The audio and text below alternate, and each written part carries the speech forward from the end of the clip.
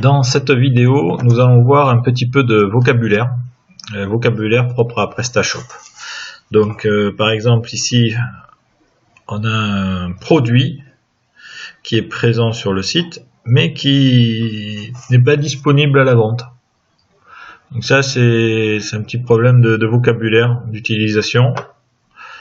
Par exemple, bon, ben là, par exemple, celui-là, on l'a pas en stock aussi, mais on peut l'acheter et même si le stock est à 0, eh bien, on peut quand même l'acheter sur commande. Donc on va voir tout, on va passer au crible un peu de tout ce vocabulaire de PrestaShop. Donc on se met sur une page produit, sur un produit. Donc je suis resté toujours sur le magasin qu'on vient de voir. Alors information. Alors ici, produit standard, c'est quand on crée un produit normal, classique. Et là, c'est quand produit existe, pack de produits, c'est quand on fait une association de produits. Par exemple, un kit qui comprend un lanceur, une bouteille, un masque, ça c'est un pack. Et au niveau de, par exemple, pour une réservation, où là il n'y a pas de poids, c'est un produit dématérialisé. Donc voilà les types de produits. 99% c'est un produit standard. Le nom. Au nom, il y a le code barre. Si on n'a pas le code barre, le code UPC. Mais bon, souvent c'est le code barre. Et la référence. Alors, la référence, c'est pas un fourre-tout, mais c'est la seule rubrique qui est affichée correctement partout, aussi bien sur le bordereau de livraison que sur la facture, que sur le site internet. Ici il n'y a aucune référence de renseigner, mais bon, s'il y avait une référence, elle apparaîtrait ici. C'est pas le code barre, c'est une autre rubrique. C'est pas la référence du fournisseur, parce qu'elle est ailleurs, la référence du fournisseur, c'est pas la référence du fabricant. On met ce qu'on veut dedans.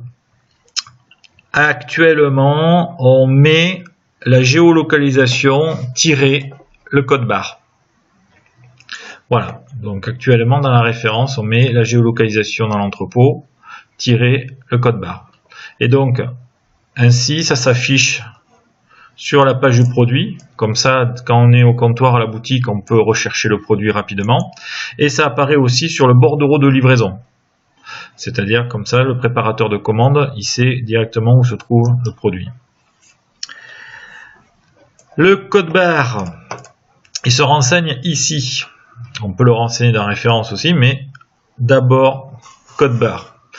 C'est utilisé par Amazon, Cdiscount, tout le monde. Et malheureusement, ce champ n'apparaît pas. Il n'apparaît pas sur la page du produit. Par contre, le code barre apparaît ici dans l'URL. Donc si on fait une recherche, pas de panique. Si on fait une recherche ici, pas de panique sur le code barre.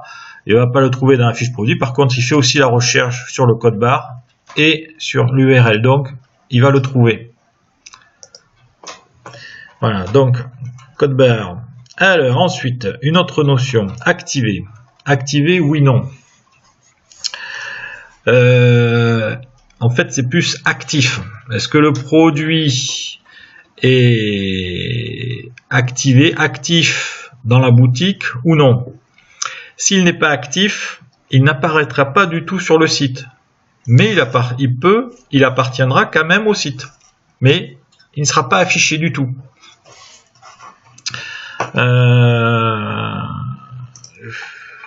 Alors, étant donné que c'est un multi-boutique, je vous fais un exemple en direct, je remettrai bien ensuite. Enregistrer et rester, comme ça je reste encore sur le produit. Voilà, donc le produit, il existe dans la base de données, il existe dans toutes les boutiques. Le produit, sa fiche existe, mais par contre, il ne sera pas accessible sur le site internet. Voilà, il a fini de tourner. Je réactualise. Et étant donné qu'il n'est plus actif, je vais avoir un message d'erreur. Ce produit n'est plus disponible. La différence, il n'est pas disponible, mais quand même, il est quand même vu, visualisé, tout ça. À la rigueur, le client peut téléphoner pour dire ouais, vous pouvez pas l'avoir, tout. Là, même les moteurs de recherche, ils trouvent rien du tout. Donc, je remets actif parce que nous, même s'il est plus en stock, donc pour le modifier, voilà. Donc voilà actif. Visibilité, qu'est-ce que ça veut dire? Où est-ce que le produit, quand il est activé, où est-ce qu'il est visible? Partout, ouais, c'est-à-dire qu'il est à la fois disponible sur le site internet et à la fois disponible quand on fait une recherche. Si je coche uniquement le catalogue et que je recherche, par exemple, ce code barre, eh bien, il ne va pas le trouver. Si je mets partout et que je recherche code barre, il va le trouver. Vous allez me dire, mais à quoi ça sert nulle part? Mais par exemple, si c'est un produit secret, privé, il n'y a uniquement ceux qui ont le lien pour aller directement sur le produit qui vont l'avoir. Sinon, tous les autres ne verront pas. Bon, par défaut, c'est partout. Alors, disponible à la vente. Eh bien, voilà, très bon exemple. Ce produit, il existe, il est présent à la boutique Airsoft, il est activé. Manque de bol, il n'est pas disponible à la vente. Voilà, donc, toujours disponible à la vente. Afficher le prix. Ben, c'est une subtilité aussi. Nous, on affiche le prix. Exclusivité web. C'est par exemple pour un produit qui n'est pas disponible au comptoir. Le client, comme ça, il sait que bon, c'est que par correspondance, qu'il y a un petit délai d'1 ou 2 jours et que c'est pas la peine qu'il se déplace jusqu'à la boutique pour prendre le produit. Il ne l'aura pas. C'est une exclusivité web, c'est uniquement par internet. Alors, ensuite, l'état. Quel est le type de ce produit? Est-ce que c'est un produit neuf? Est-ce que c'est un produit qui a déjà été utilisé? Ou est-ce que c'est un produit qui a juste été repackagé? En général, c'est nouveau. D'accord? Le résumé, mots-clés. Alors, j'enregistre avant de partir à l'étape suivante. Donc là, tout le temps, activé, visible partout, disponible, afficher le prix. Alors, bon, je continue. Le prix au niveau du vocabulaire, il n'y a rien de particulier. Ici, il y a une petite subtilité, on peut rajouter un icône en solde. Bon, non, pour l'instant non. Là, ici, c'est pour faire les prix spécifiques, c'est pour faire les prix barrés. Les prix, les réductions. Je ferai une vidéo rien que pour ça. C'est un peu plus compliqué. La référence, rien de spécial. Catégorie. Alors c'est là où on affecte aux catégories. Donc il faut forcément qu'il y ait une catégorie. Et une petite notion très importante. Fabricant. C'est ici où on précise la marque. À quelle marque appartient le produit. Qui c'est qui au départ a fabriqué le produit. Voilà, par exemple, au niveau des spaghettis, le fabricant c'est Panzani. Et le revendeur, le fournisseur de spaghettis, c'est Leclerc, Auchan, Carrefour. Mais le fabricant, la marque, c'est Panzani. Donc ici on précise la marque du produit. Au niveau de la livraison, rien de spécial. Déclinaison non plus. Déclinaison, c'est pour faire par exemple les tailles, les différentes tailles. XXL, XL, grande, couleur. On n'en fait pas de déclinaison. On crée un nouveau produit. Quantité, on verra ça tout à l'heure. Les images.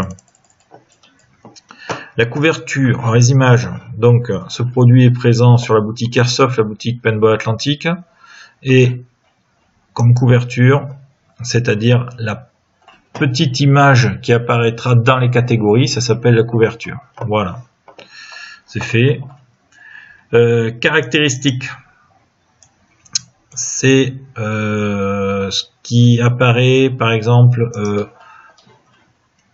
Alors, attends, c'est ce qui apparaît. Je sais pas s'il y a. Non, il n'y a pas d'exemple. Ça apparaît ici au niveau de description et ça peut apparaître aussi au niveau de des critères de choix. Alors, par exemple, où sont les billes? Par exemple, ou HPA, AEG, voilà, réplique AEG. Voilà. Ici, nous avons des caractéristiques. On a la caractéristique. Alors, la caractéristique fabricant, elle est automatique. Avec le prix, c'est automatique. Et ensuite, bon, ben là, pour ces lanceurs, ces répliques-là, on a une caractéristique propulsion, puissance, réplique. Voilà. Donc, c'est ici qu'on renseigne. La personnalisation. Ça, c'est par exemple si sur un t-shirt, on veut mettre le nom, le prénom, écrit en italique, des trucs comme ça, ou sur une tasse à café, mettre sa photo. Bon, nous, on n'en fait pas. Document joint, c'est pour associer un produit, par exemple, le mode d'emploi ou les caractéristiques techniques. Voilà. Alors, les fournisseurs.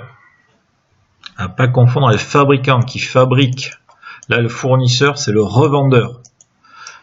Le client ne sait pas, ne connaît jamais le fournisseur. Donc, ça, c'est une donnée interne propre à Hervé.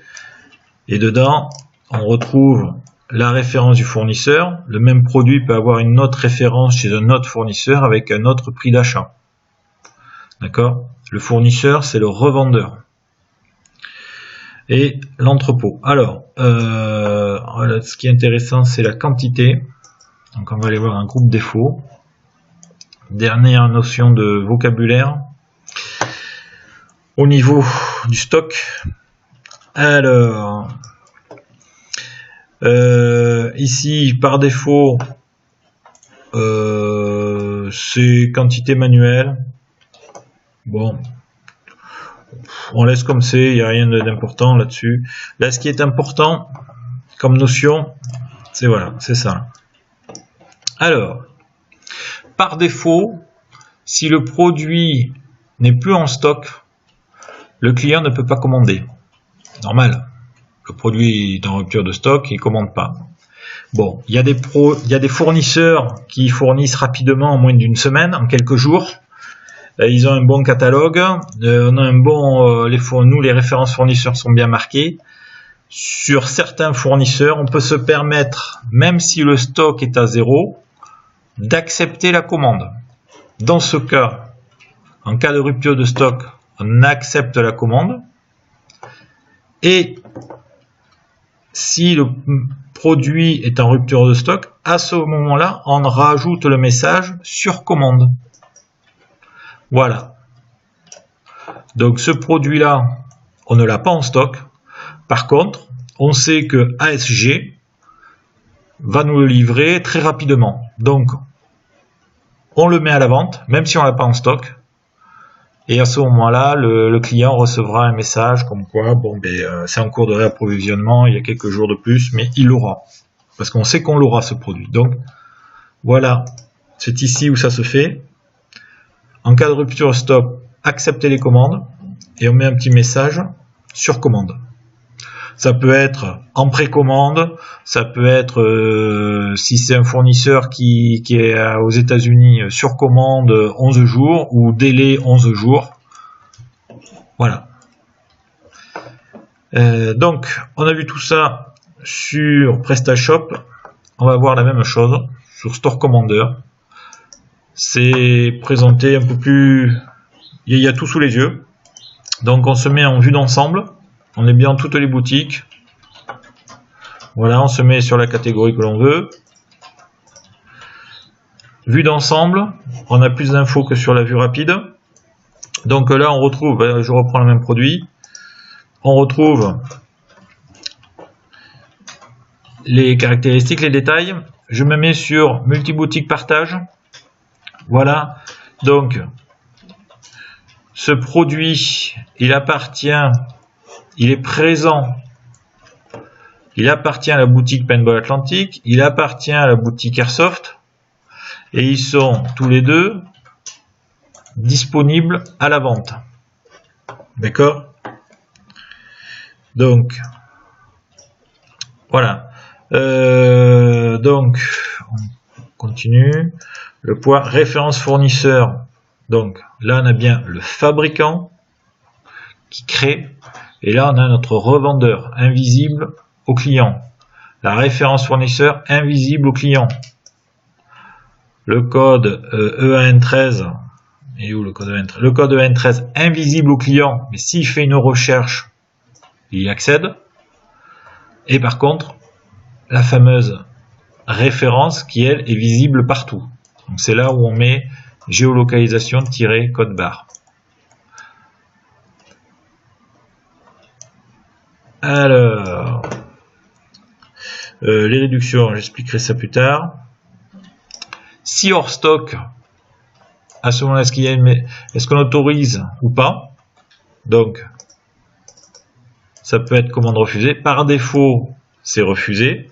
Sauf ici, comme on sait que c'est ASG et que ASG il pourra nous fournir rapidement, on l'autorise et on met un petit message sur commande. Donc par défaut c'est non autorisé, il n'y a pas de message. Ici on sait qu'on pourra se réapprovisionner très rapidement. Alors, disponible à la vente, oui. Voilà, par exemple là, disponible à la vente, non, c'est l'exemple du précédent qu'on a vu, c'est-à-dire, voilà, disponible à la vente, non, voilà.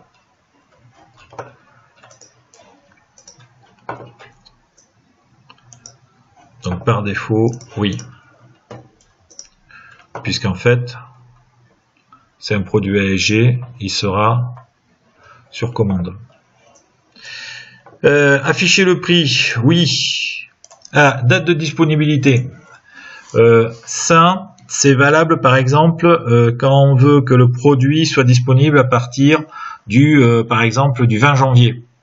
Par exemple, ça marche bien ça avec les livres. Quand ils sortent une nouvelle campagne de livres, ils disent attendez, on vous fournit en livre, donc vous pouvez créer le produit, mais la vente ne commence qu'à partir du 20 janvier. Donc à ce moment-là, automatiquement, le produit sera disponible à la vente à partir du 20 janvier. Bon, nous on n'utilise pas de ça, truc comme ça, donc pas de problème. Visibilité partout, c'est pas que le site internet ou pas ou que c'est partout. Afficher le prix partout. En ligne seulement, non. D'accord. Et là, activer, oui, c'est la même chose qu'ici. Hein. D'accord.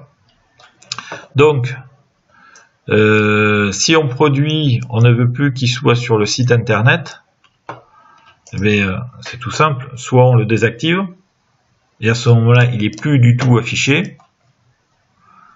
Hein. Soit on met non disponible à la vente. Bon, voilà, j'ai expliqué pas mal de petites choses.